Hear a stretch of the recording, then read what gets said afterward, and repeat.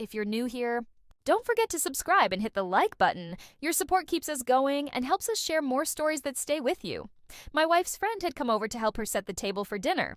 From where I sat, I could hear them chatting in the kitchen, laughter blending with quiet whispers. Every now and then, I caught them exchanging glances that made me wonder if I was the topic of their conversation. Maybe I was just imagining things, but men have a certain instinct about this sort of situation. When two women whisper and giggle, there's always something up. I leaned back in my chair pretending to scroll through my phone, but my thoughts were elsewhere, spinning theories of their own. Why was she really here for a sleepover? Did something happen at her place? Maybe a fight with her husband? Or was there another reason altogether? Perhaps she'd come to size me up. The longer I thought about it, the more absurd my guesses became.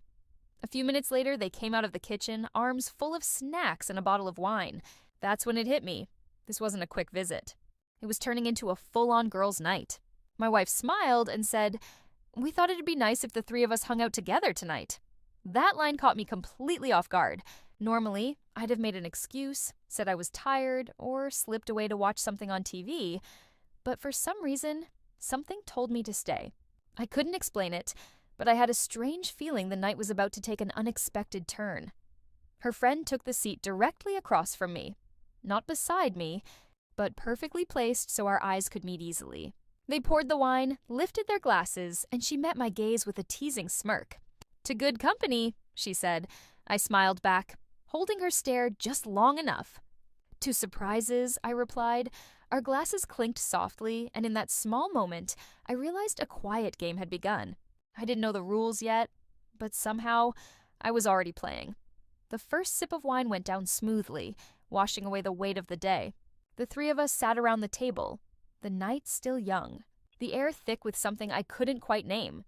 Candles flickered softly across the table, the light dancing on the snacks neatly spread out before us. My wife had even lit an extra candle, the scent of vanilla filling the air. Maybe she just wanted to set a cozy mood, or maybe she knew something I didn't. With women, things rarely happen by chance. My wife kept the conversation flowing effortlessly, asking her friend about her work, old college memories, and random stories from the past. I mostly listened, nodding at the right moments, chiming in here and there. But I couldn't ignore how her friend laughed, not just with my wife, but with me. Every time she did, her eyes lingered on me a heartbeat longer than they should have. It wasn't obvious, but I caught it. Men know this kind of silence, the unspoken test, the glance that asks a quiet question. Are you paying attention? I tried to keep my expression neutral, casual even, but my thoughts were racing. Deep down, I could tell the night had already crossed into something more than friendly conversation. Eventually, the talk drifted toward relationships. Her friend tilted her glass, swirling the wine thoughtfully before speaking. "You two have been together for years, right?" "That's impressive," she said with a small smile. "I always admire couples who can make it work long term." My wife smiled proudly and rested her hand on my arm. "Over 10 years, she said warmly. "We argue, sure, but we're still solid." "Ah," I thought. So that's where this is headed. Marriage talk. And everyone knows once the wine starts flowing, conversations like that can take some unexpected turns. Her friend sighed softly. "I wish I could say the same," she admitted, swirling the wine in her glass. "It never seems to work out for me.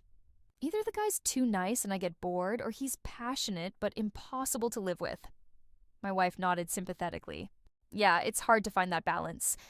I kept my face neutral, pretending not to read too much into it, but part of me couldn't help wondering, who was she really saying that for? My wife, or me? Another round of wine was poured. The edge in the air began to soften. Laughter came easier now. I cracked a few jokes to keep things light. "Marriage has its perks," I said with a grin. "But you can't exactly pretend you're not home when someone knocks anymore." Her friend laughed. "Right. And no hanging socks from the chandelier either."